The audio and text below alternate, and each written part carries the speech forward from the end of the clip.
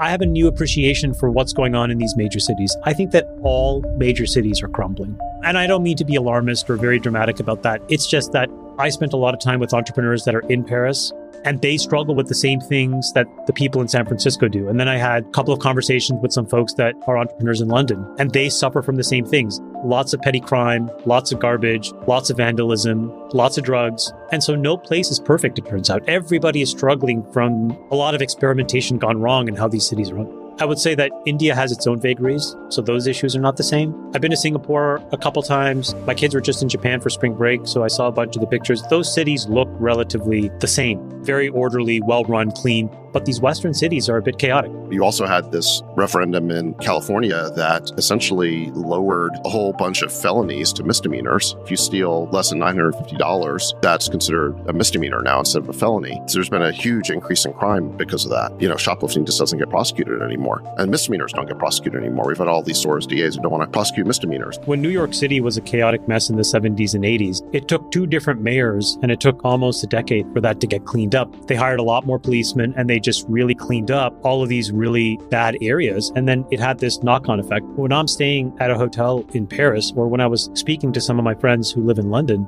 it's the same thing. It's like the amount of knife crime is so egregious, as an example, that they tell you, don't wear a watch, etc. I mean, I don't wear watches anymore when I go out. But what's crazy is they will tell you that you'll get stabbed over a phone, where it's like, you don't need to stab me for my iPhone. Here, just take the iPhone. That to me was like very surprising. And so even when I was walking around Paris, I was like, should I really feel scared here? That stuff in San Francisco, as far as I can tell, or any major city in the West, hasn't really been fixed because you haven't had a shift in leadership yet where they've really said, okay, we're going to double down on policemen and policing, and we're going to amp up the punishment. That hasn't happened yet. CPI higher than expected for 3 straight months now. As we all know, the Fed did 11 rate hikes in 2022 and 23, and the intention was that we would see inflation come down to their target of 2% and they would start to lower rates. And obviously, we're not seeing that. Inflation is remaining hot. Things are getting more and more expensive. Housing is up 5.7% year over year. Transportation costs are up 10.7%. Car insurance is up 22.2% year over year. The expectation has been that the market will do rate cuts. Larry Summers came out and said, you have to take seriously the possibility that the next rate move will be upwards rather than downwards.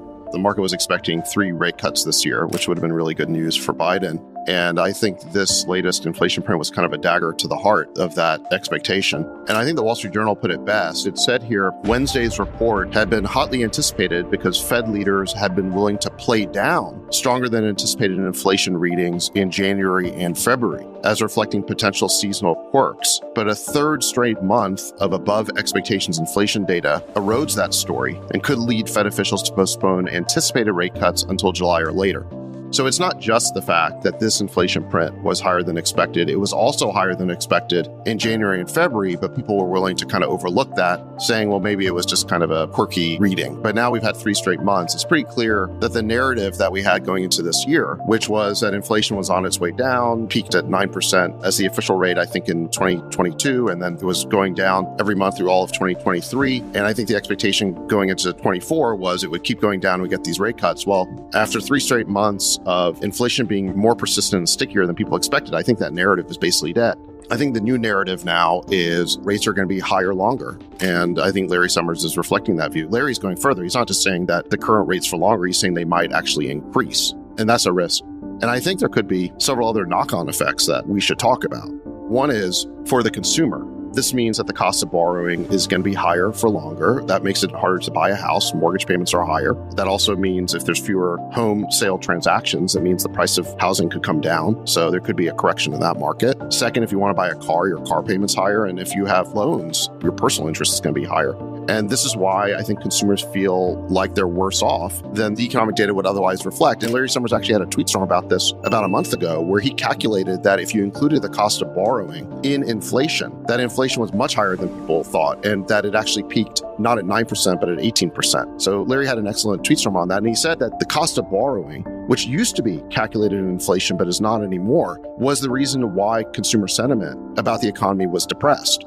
He said that that accounted for about 70% of it. So people should be feeling better off because GDP growth is good and unemployment is low, but they're not because inflation is so high. And if you include cost of borrowing, the inflation's even higher. So I think this is really bad news for Biden, but it's a story that's been going on now for 3 years. It's not just this one inflation print. The Fed Open Market Committee in December stated that they expected 3 rate cuts this year. And I think the market in some cases were predicting as high as 4 or 5. Now we may not have any, and we may actually see a rate hike. But I mean, I think Summers gave that maybe a 15 to 20% chance, which is, it's still not the most likely scenario, but it's possible. And no one was counting on that in December. Chamath, if you're a Fed governor, and obviously the Federal Reserve Board of Governors sets rates, they make these decisions.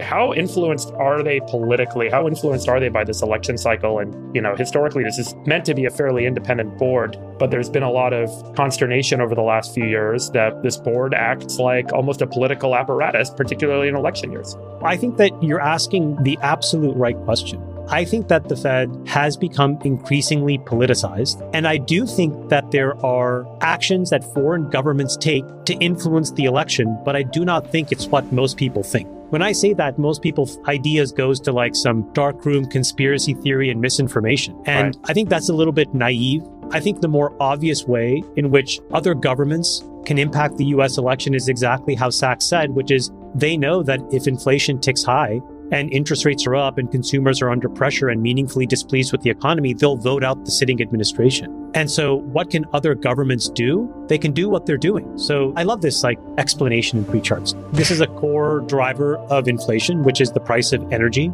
And what you see here is that since the beginning of the year, oil prices have gone up, which ultimately will translate into a higher cost of doing business, running your factory, keeping the lights on, keeping your home warm, getting from point A to point B. All of these things go up, which would ultimately get reflected in prices, which is what inflation is. And so that's a very bad trend. Obviously, we had a lot of really good stuff happen through the course of last year, but it's largely reversed itself. It's important to double click into this and figure out, well, who's driving this? Is it just a random act or is it a systemic set of decisions? And it turns out it's systemic. So if you go to the next chart, what this shows you is what the US has been doing.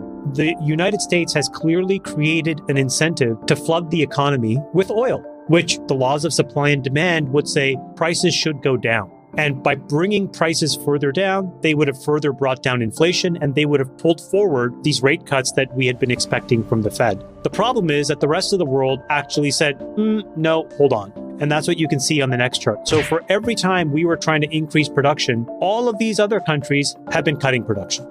And this is the change in the OPEC plus crude production targets of 2024. For every barrel of oil the U.S. would pump out of the ground, more than that 1 barrel of oil would get actually restricted by all of these countries on this list, which is just to show you that these countries have a very specific view about how they want that energy market. And that's just one market, but it's a key input into inflation and rates to work. So you're saying that the OPEC has a price per barrel price target, and they're able to manipulate production to maintain that price target. So while the U.S. is trying to lower the price per barrel, these other countries are able to have a stronger influence and balance out production. When you make these cuts like this, prices will go up because OPEC Plus is meaningfully bigger than just the United States on its own. The United States may amp up a few 100,000 barrels a day, but if OPEC cuts by a few million barrels a day, you see what you saw in that first chart, which is the price will go up. And that's largely why prices have gone up.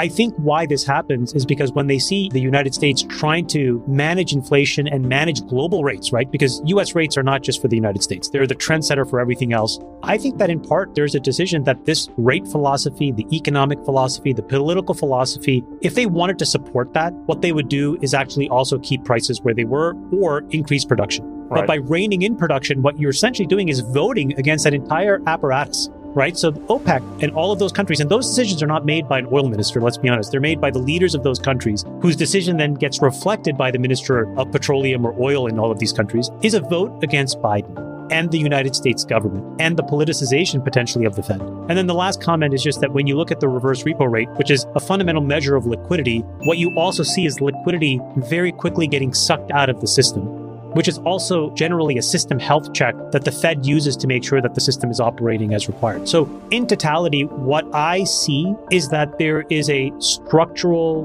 disillusionment with the current administration and where people can make decisions in their own best interests versus the collective interests of the United States and a broader framework that the US may represent are voting against it. And so this is why the idea of a persistent inflation rate is a lot more credible than it was 6 months ago. And I think it's just what Sachs says, which means that we're probably now on balance 50-50 between a hike and a cut. And I think if you don't see this thing change in the next 3 months, you're going to see 75-25 for a hike of at least 25 basis points. And I do think David's right. I don't see how the sitting administration in any government will be able to withstand the onslaught of electoral displeasure if rates are 4.5%, 5%, and 6% going into November. They are very likely going to come up with a strategy to try and win votes that will likely involve some sort of stimulatory process, would be my guess. And that stimulatory process may look something like more student loan forgiveness, more debt forgiveness. And here's the irony. The actions that the administration is likely to take to support themselves in the election cycle are likely going to further fuel inflation. And that's the biggest concern and worry I have, is that there's almost this inevitable set of behaviors that are coming down the pipe here over the next few months because of the inflation report that are actually going to make things worse, not better. To your point, Biden just announced a new student loan forgiveness plan. Remember, the Supreme Court invalidated his last one, so now he's trying again, and it would potentially give loan forgiveness to something like 30 million borrowers. But look, I want to move beyond the political aspect of this and just talk about some more of these knock-on effects, because we talked about the impact on the consumer. There's also an impact on investors, there's an impact on the government, and there's an impact on the banks.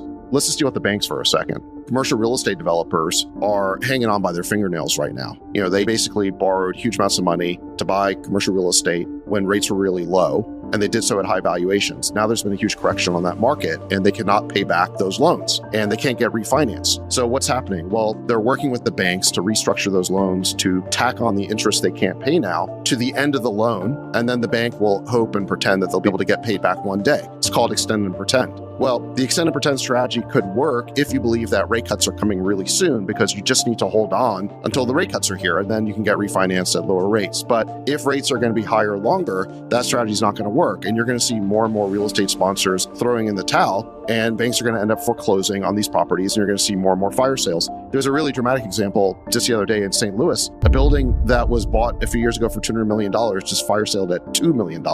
I mean, 99% reduction. This is like .com crash. I assume the equity was completely wiped out. They sold it for $3.5 million, but it's also going to be a wipeout for the bank that made that loan originally, or bought that loan when it was repackaged into CMBS or whatever it was. I would expect that if rates stay higher longer, that's going to create tremendous stress on commercial real estate and therefore on the regional banking system that made all these loans to commercial real estate developers. So that's knock-on effect number one. Knock-on effect number two is the government's cost of borrowing. The 10-year rate's already risen to 4.5% now. And if rates stay higher longer, as more and more of the government debt rolls, it's going to end up getting refinanced at higher rates. And the need to refinance all of this government debt is going to continue to put pressure on the bond markets. And I think this is why Larry is fundamentally pretty bearish on rates going down, is the government's financing costs are so huge and they continue to grow. We're adding something like $1 trillion of new debt every 100 days. There have been some reports of this. Yeah, 7.6 trillion is getting refinanced of old debt in the next 12 months. That 7.6 is sitting around 2%, and now it's going to get bumped up to close to 5%, which adds an incremental $210 billion a year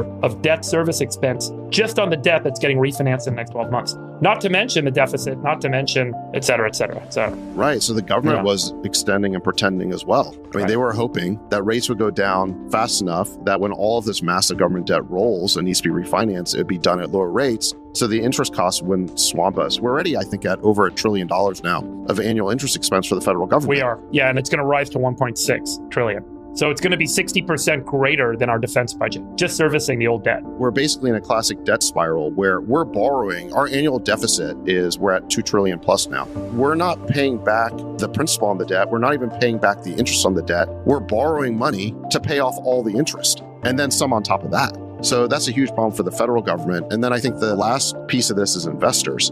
So what this chart shows is the Fed funds rate basically over the last 75 years. And you can see that it peaked in the early 1980s when Volcker decided to break the back of inflation by jacking up interest rates to 18%. And it was very painful. We had a pretty severe recession, and I think it was 81 or 82. But then the economy came roaring back by 83, and Reagan got elected in 84. In any event, that began a period of declining and low interest rates for investors, again, starting in the mid-80s, and it continued all the way through, I think, the post-GFC period, and then this COVID period where we had zero interest rates for a long period of time. And you can see the last spike we've had was when the Fed decided to jack up rates to 5% in response to inflation. So the fact that we've got this persistent sticky inflation suggests that this whole, you could call it really almost a 40-year period of declining and low interest rates may be over. And when interest rates are going down, it creates a huge tailwind to the stock market and the bond market because the discount rate is lower. So stocks and bonds are going to be more valuable. Well,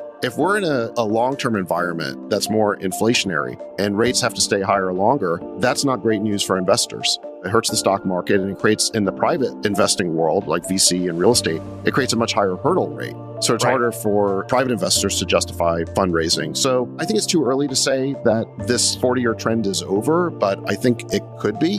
And the reason for that is just the huge pressure of government borrowing crowding out private investing, and this sort of ever-present need to keep issuing more and more debt at higher and higher rates to make it more attractive is going to create, I think, very bad conditions for investors. So Chamath, let me ask you if you concur, given that today the NASDAQ is sitting at an all-time high, what's the disconnect in the market on why investors are buying equities, given that we're likely going to have persistent higher rates, and as a result, multiples should compress, particularly in growth stocks, and why the NASDAQ's kind of firing up?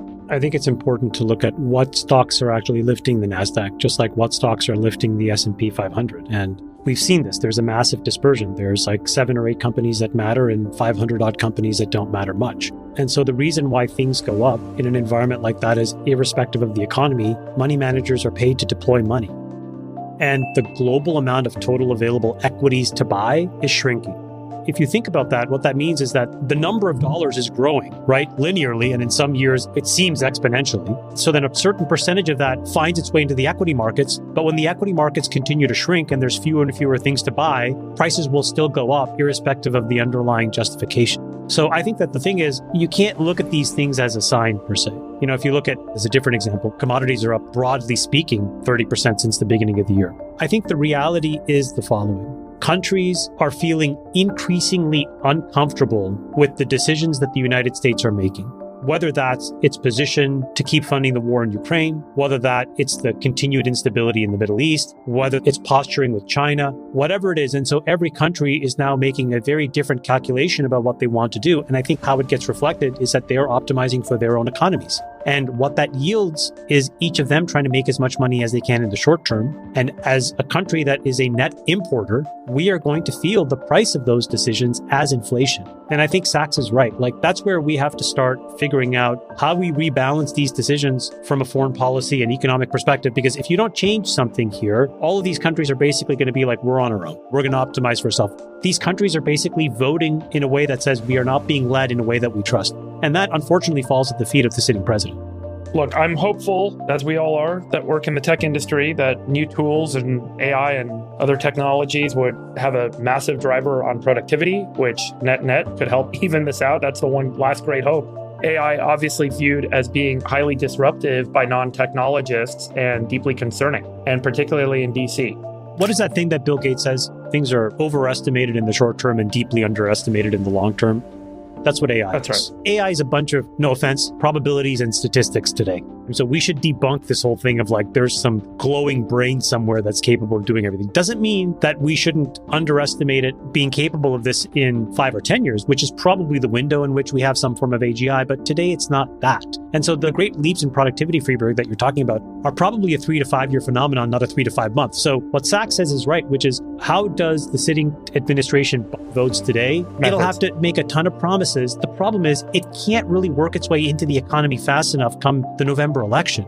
That's where I think they're in a really tough spot, which means that then, and I hate to be the bearer of bad news, but this is where you have a lot of these wag the dog kind of scenarios that come to mind, because then the only way to really galvanize a populace is to distract them. A populace is to distract them. A populace is to distract. 38 years ago, my wife and I got married. We were stupid. We didn't do any pre-marriage counseling. I was a hell-raising, beer-drinking hillbilly.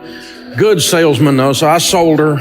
And about the time I started buying and selling real estate, I left that other thing. And I grew up in the real estate business. Mom and Dad were in the real estate business, so I thought I was going to flip this house. And that's back before there was cable TV to tell you how. And so I started buying houses and flipping them, and I got rich, starting from nothing. By the time I was 26 years old, I had about $4 million worth of real estate, a little over $1 million net worth. And I was making about $250,000 cash taxable income a year. That's $20,000 a month. I don't know what neighborhood you grew up in, but the neighborhood I grew up in, we called that rich. It was fun too, y'all. That car you always wanted if you ever got some money? I want that car. Mine was a Jaguar. I wanted to get me a Jaguar because nobody in my old neighborhood could even spell Jaguar. It was exotic, you know. So I got me a Jaguar, man. Within 90 days, baby, I was a Jaguar. I was having fun. And Sharon and I, we had never traveled really much, other than a little bit of, we went to Florida on our honeymoon. That was about it. And we started getting some money, and we said, well, what do rich people do? And they found out they go to Hawaii, so we went to Hawaii. Rednecks in Hawaii, y'all, wow! That water is so blue! It was unbelievable. We loved it too, man. It was a blast. We liked it so much, we got home and planned another trip. 2 months later, we went back again. It was fun. And we got Sharon these sparkly things, and they weren't big enough, so we got her some more. It was fun, y'all. Sometimes I hear these people say, all those rich people are miserable. Now, I am not here to tell you money will make you happy, because money will not make you happy. Money will make you more of what you already are. If you're unhappy and you get money, you will be unbelievably unhappy. If you're depressed and you get money, your depression will darken. If you're a jerk and you get money, you become a big jerk. If you're sweet and you're generous and you love giving and you get money, you become what we call a philanthropist, and you change entire communities, entire people sectors. You become more of what you already are when you get money. It doesn't fix your marriage. If you have a bad marriage, it'll make it worse. And the crazy that's in your family. So we're cruising along and everything's pretty good, and only I had done some stupid stuff. Nothing illegal. I didn't cheat anybody. I didn't lie. I didn't commit fraud. I didn't do anything like that. But I was just stupid. How many of y'all ever done something dumb with money? How many of you didn't raise your hand have a problem with lying? I borrowed too much money, and we were doing a lot of it on 90-day notes because we were flipping these houses. And our bank, our largest bank, got sold to another bank out of state. And the guy looks down and goes, there's a kid, 26 years old, owes us $1.2 million on 90-day notes. Let's limit this relationship, which is banker talk for ruin his life. And we weren't late on a single note, but they called all our notes because under the paper I signed, they had the rights to do that if they just squirreled, and they squirreled. I was the idiot that signed the paper that allowed that to happen, never dreaming that anybody would be that way. Our second largest lender heard we were in trouble and called another $800,000. So we got $2 million due almost immediately, and it's all tied up in real estate. We spent the next 2.5 years of our life losing everything we owned. One year I made $250,000. The nenext year my taxable income was $6,000. Spent the whole year selling stuff trying to pay my bills because I was told you're supposed to pay your bills if you say you're going to. 2.5 years later, we were at the bottom. Our marriage is hanging on by a thread, because the number one cause of divorce in North America today is money fights and money problems. We didn't get a divorce. Sharon said, I would have left, but I didn't have a car. With a brand new baby and a toddler, and our marriage just barely hanging on, and my hopes and dreams crushed, we were bankrupt. I remember standing in the shower with it so hot I could just barely stand there, and I would just stand there with a shower in my face and cry because I was so scared. It took a while. Instantaneously, things don't heal, do they? It takes a little time. So we didn't instantly bounce back. When you fall that hard, it's more of a splat. And so we started handling money this way. We started doing these 5 things that I'm going to teach you this morning. If you do these 5 things 100% of the time, they work because they're from God. I didn't make them up. I stole them all from the Bible and your grandmother. They're called common sense. I just sold them better than anyone has ever sold them in America's history. That's all. Number 1, get on a budget. Jesus said, don't build a tower without first counting the cost, lest you get halfway up and you're unable to finish, and all who see you begin to mock you and say, this man began to build and was unable to finish. My friend John Maxwell says, a budget is people telling their money what to do instead of wondering where it went. My friend Zig Ziglar used to say, if you aim at nothing, you'll hit it every single time. It turns out winning at something is an intentional act. No one accidentally wins. I never interview the football player after the Super Bowl's over and goes, how did you do that? How did you just win the Super Bowl? I don't know. I just got off the bus and it just... Winning is an intentional act. If you're going to have a great marriage, you're going to work at it. If you're going to have great kids, you're going to work at it. Dave, how'd your kids turn out? The nurturing of their mother, the fear of their father. We had a plan. All the boys in the youth group are scared of you. Great! Awesome. Keeps away wusses and jerks. We don't want those as sons-in-law or daughters-in-law. It's just a plan. You don't win with money accidentally. You're not going to win the lottery. You're not. It's not a random lightning strike. It's a series of, I planted some corn and corn grew. Wow. As you sow, so shall ye reap. If I plant nothing, nothing grows. The same rain comes, the same sun shines, but nothing grows. If you manage money for a company called You Incorporated and you manage money for You Incorporated the way you manage money for you now, would you fire you? Don't answer that. The second thing is get out of debt. The borrower is slave to the lender. 100% of the mentions of debt in Scripture are negative. There is no good debt in Scripture. When you read about it, 100% of the messages are, it's a curse, you're a fool, you're a slave. 100% of the messages in Scripture, biblically speaking, debt is stupid. And so what happens is we go to school and we get us a little student loan. Got to have old Sally Mae in our life. And then we get a MasterCard. Borrower's slave to the lender, so we should get a Master. And then we go buy a car we can't afford. We know we can't afford it because we have payments on it. And then we go buy a house we can't afford, and we look up 7 years into our brand new marriage, trying to live the same standard of living our parents were living, only it took them 35 years to get there. And we fast forward with debt into something we can't afford. We can't breathe, and we're stressed out. All the money comes in, all the money goes out. And now all we do is think about how we're going to make it to Friday. We make $85,000 a year, and we don't have the money for food. And this is normal in America today. People come in our office, they look like this all the time. They're like, dude, can you get me out? Yeah, I can get you out. It's going to hurt, though. What do you mean? We're going to have to amputate the Tahoe. You're going to have to do things where you quit caring what other people think. You're going to have to quit spending money you don't have to buy stuff you can't afford when money you don't have to impress people you don't even really like. You have to reset your value system, Instagram breath, watching other people's highlight reel and thinking that should be your life. Comparison will kill you. So we made the decision we're not borrowing money anymore. You're weird. You're right. Normal's broke. You know what you have if you don't have any payments? Money. Weird thing. Everything changes. You even make different decisions about your job. Some people stay in toxic job situations because they have to pay their bills. You suddenly are free to go, I think I'm going to open up a competitor to you people because you aren't really good people and I don't want to work here anymore. So, isn't that fun? It's a whole different thing. It's a whole different mindset. So a guy called me from the average car payment in America, by the way, is right now $529 over 84 months, according to the National Auto Dealers Association. If you take $529 that you put into a good Chevy truck and, that goes down in value like a rock, that's where Chevy got that, like a rock. And if you take $529 from age 30 to age 65, put it in a decent growth stock mutual fund in a Roth IRA, you'll have about $5.6 million in there instead of having a car. I hope you like your car. That's what it's costing you.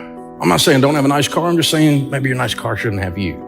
Maybe we got to think different about this. A guy called me from over in West Texas and he's like, Dave, you're going to kill me. I'm not going to kill you. I'm in Tennessee. You're in Texas. What'd you do? He goes, truck payment. How much is your truck payment? $769. Dude, really? It's no fun, is it? He goes, it's killing me. How bad? I said, how much is your house payment? He said, we live in a double wide, $550. Dude, if your truck payment's bigger than your house payment, you might be a redneck. Unbelievable. So we got out all the plastic and we lit some candles and we told the kids to gather around and we had plastic surgery. Citibank, what's in your wallet? Money. You're weird, Dave. You don't have any credit cards? Nope. This is my wallet. Green president's faces. 4 pieces of plastic. My debit card on my business, which you have to have money in there to use those, okay? My debit card on my personal account, my driver's license, and my handgun carry permit. The next one is interesting. Foster high-quality relationships. Do you know you become who you hang around with? Be not deceived. Evil company corrupts good habits. If you hang around with people that go, the little man can't get ahead, we're just stuck. I sure hope we can elect someone who'll fix my life. They're spirit animals, Eeyore. If you're hanging around with that guy, guess what? You're going to be that guy. When they say take it easy, they mean take it easy. I mean, hound dog in the sun on the porch. You cannot motivate these people. But you hang around people that are getting it done, baby. Let's get up, leave the cave, kill something, and drag it home. Game on, man. We got things to do. We got people to see. You're going to read the same books your friends, closest friends read. You're going to see the same movies. You're going to watch the same Netflix series. You're going to talk like they talk. You're going to pray like they pray. You're going to be generous like they're generous. But if you run around with people that don't, you won't. I'm not talking about be snubby to other people. I'm nice to anybody, whether what religion you are, or even if you're from New York. I mean, I'm going to be nice to you, okay? I love you. You're sweet. We're going to be friends. I got all these friends that are way different than me. They don't vote right, but I still love them. And I'm nice to anybody, but I'm talking about who my closest crew is. The 6 guys carrying my casket. Who are these men? Because those men are forming me. And I got to be real careful because eagles don't flock. You got to intentionally gather them together. Turkeys flock. Be intentional about who you're hanging out with because your income over a 10-year period of time will be within 10% of the average of your 10 closest friends' income. Some of you are like, I need some new friends. Yeah. Well, you might. You don't have to be mean to the old ones, but, if you're going to quit drinking, you probably shouldn't run around with a bunch of drunks. If you want to get in shape, maybe you ought to run around with people that eat stuff that keep you in shape. I'm not hanging with that crew, but, but so you know what I'm talking about, right? We know the formula. We don't let our kids run around with juvenile delinquents because we know that, little Johnny's a weed head. Your kid runs around with little Johnny, your kid will be a weed head. You know this. The next one is save money. The Bible says, in the house of the wise are stores of choice food and oil. And the rest of that says, but a foolish man devours all he has. If you spend all you make, you're a fool. When you save money, Grandma said, save for a... You know why Grandma said that? Because it's going to rain. Life is coming. And when you got a pile of money, it helps. You got $30,000 in the bank and no debt, and they lay you off, you're going to be okay. You got $30,000 in debt and no money, they lay you off, you're like, what are we going to do? Wise people save money. Now, here's what's interesting. If you do this stuff, it works. So if you get on a plan, no one plans on purpose to lose. No one goes, let's have a plan where we spend everything and retire broke. No one says that, right? So when you actually do a plan, you will get out of debt. Because you figure out when you don't have any payments, it's easier to save and easier to give, right? And so you live like no one else, so later you can live like no one else. So when you get on a plan, you will start getting out of debt. And when you get out of debt, because you're hanging out with people that are thinking different, right? We're going to foster high quality relationships. Then you'll be saving money. And so all these things work together. And the natural byproduct is the last one. You will automatically do it. God says, be outrageously generous. He loves a cheerful giver. You can't give when you're broke. I never noticed poor people feeding hungry kids. Or you're poor shaming. No, you don't have any money. Not I'm mad at you if you're poor. I've been poor. I've been broke. I know what it looks like. I know what it feels like. I'm not mad at you if you're there, but change. Time to do some different stuff, man. Quit listening to those same people that got you there. Have a different way of looking at things. Look at the Bible. What's the Bible tell me about handling money? And change. It puts you in a position to be outrageously generous. Being generous is not an act. Being generous is a character quality. It's who you become. Generous people smile more. They can even have a conversation where they listen some. Ever been around people who are just takers? Generous people are the givers. They open the door for you. They can't help but notice needs because they no longer have their eyes on themselves because they got self under control. Take care of your own household first, then put you in position to be outrageously generous. So try this one out because they told me to be done in 40 minutes. That's when the Holy Spirit leaves. And so Thanksgiving's coming. Here's what I want you to do. Leave early when you go to Grandma's house for the feast. Put the kids in the car. We're going to leave 30 minutes early. And I want you to drive and park right in front of the Waffle House on the way to Grandma's house. I want you to leave the kids in the car. Leave your spouse in the car. Leave the car running. It might be cold. I don't know. Just tell them to sit there. Kids, put the screens down and watch. I want you to go in there. I want you to sit at the counter. I want you to have a cup of coffee. And she'll come up and she'll pour your cup of coffee. When she does, I want you to look into her eyes. They'll tell a story. The Bible says the eyes are the windows to the soul. When she pours that coffee, happy Thanksgiving. Pull out 3 of these $100 bills. I want you to leave them under the saucer. Slip out.